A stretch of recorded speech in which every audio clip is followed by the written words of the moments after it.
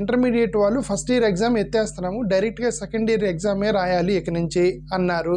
మీరు ఇంటర్మీడియట్ ఎత్తేస్తే 2 సంవత్సరాల సబ్జెక్టులు ఒకేసారి రాపిస్తారు కదా. అయితే 2 సంవత్సరాలు ఒకేసారి రాస్తే మరి అప్పుడు 2 సంవత్సరాల పుస్తకాలను వాళ్ళు చదువుకొని ఎగ్జామ్ రాయాలి కదా.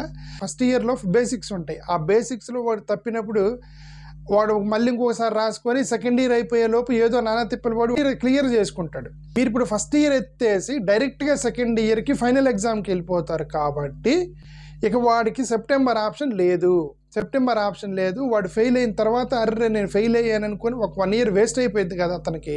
ఫస్ట్ ఇయర్ సెకండ్ ఇయర్ 2 కలిపి యావరేజ్ మార్క్స్ వచ్చాయి ఇంతకుముందు.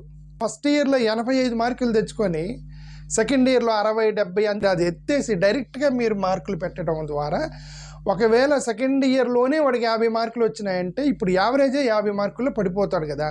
బెంగళూరు ఇటు పక్కన ఉన్నటువంటి మహారాష్ట్రలో ఉన్న నాగ్పూర్లో చాలామంది విద్యార్థులు చదువుతుంటారు, బాంబేలో చదివే వాళ్ళు, ఇట్లా చాలామంది వేరే రాష్ట్రాల్లో చదివే వాళ్ళు ఈ ఎడ్యుకేషన్ సిస్టాన్ని ఇలాగ ఫస్ట్ ఇయర్ ఎత్తేసి సెకండ్ ఇయర్ మాత్రమే ఎగ్జామ్ రాస్తే వాళ్ళు దాన్ని యాక్సెప్ట్ చేస్తారా? అంటే డైరెక్ట్గా ఎన్సీఆర్టీ ఎగ్జామ్కి వెళ్తున్నాం అన్నారు. బేసిక్ ఫౌండేషన్లో మీరు డిస్కరేజ్ చేస్తున్నారు ఎడ్యుకేషన్ని. ఇంటర్మీడియట్ ఫస్ట్ ఇయర్ ఎగ్జామ్ పెట్టకుండా డైరెక్ట్గా ఇంటర్మీడియట్ ఎగ్జామ్కి తీసుకెళ్ళిపోతే ఎంతమంది ఫెయిల్యూర్ అవుతారేమో జాగ్రత్తగా చూసుకోండి. ఇంటర్మీడియట్లో వచ్చిన మార్కులను బట్టి కొన్ని స్కాలర్షిప్స్ వస్తాయి.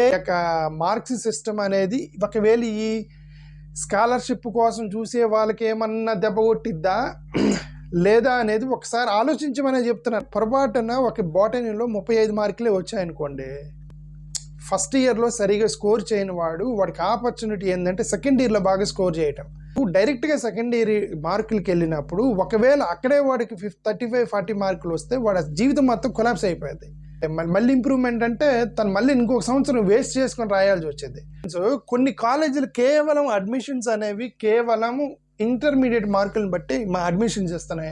900 మార్కులు వచ్చిన వాళ్ళకి మేము ఫ్రీగా కోచింగ్ ఇస్తామని వాళ్ళు చెబుతూ ఉంటారు. ఓకే, ఇంటర్మీడియట్ మార్కులను బేస్ చేసుకొని అడ్మిషన్స్ ఇస్తూ ఉంటారు. వీళ్ళంతా మీ సిస్టమ్ వాళ్ళకి ఎంతవరకు కన్విన్సింగ్గా ఉండిద్ది, కంపాటబుల్గా ఉండిద్ది అనేది మీరు స్టడీ చేశారా?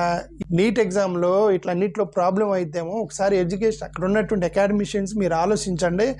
ప్రైవేట్ జాబ్ వాళ్ళు ఫస్ట్ చూసేది నీకు ఎన్ని మార్కులు వచ్చినాయి బాయ్ చూస్తారు. ఇంటర్వ్యూలో మార్కులు చూస్తాడు, అన్నీ ఎతుకుతూ ఉంటాడు. పర్సంటేజ్ ఎంత వచ్చింది, బాటనీ ఎంత వచ్చింది, ఎందుకు గ్యాప్ వచ్చింది, ఎన్నిసార్లు రాశాడు, ఎన్ని అటెంప్ట్లు రాశాడు. ఇంటర్వ్యూర్ కూర్చొని స్టూడెంట్ని ఇబ్బంది పెట్టడానికి ఇవన్నీ ఎతుకుతున్నప్పుడు ఈ ఫస్ట్ ఇయర్ మార్కులు లేకపోవటం అనేది వాళ్ళకి ఏమైనా ఇబ్బంది అయిద్దేమో ఆలోచించండి అని అడుగుతున్నాం. ఓకే.